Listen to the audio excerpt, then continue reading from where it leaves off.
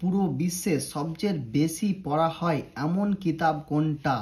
Gita, Bible, কোরআন না অন্য কোনো কিতাব? চলুন দেখা যাক। 5 নম্বরে যে বইটা সবচেয়ে বেশি পড়া হয় সেটা হলো হ্যারি পটার। জাদু, ফ্রেন্ডশিপ, অ্যাডভেঞ্চারে ভরা এই কিতাবটা 450 মিলিয়ন মানে 45 কোটি বার বিক্রি হয়েছে আর 67টা ভাষায় এটা লেখা হয়েছে। 4 নম্বরে আছে ডন কুইক্সার্ট। 1605 সালে লেখা হয়েছিল।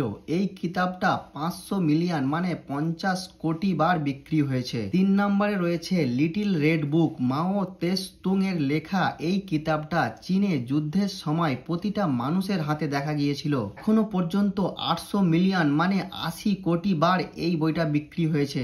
2 নম্বরে রয়েছে দ্য হলি বাইবেল। 2.5 বিলিয়ন মানে 250 কোটি বার বিক্রি হয়েছে এই কিতাবটা।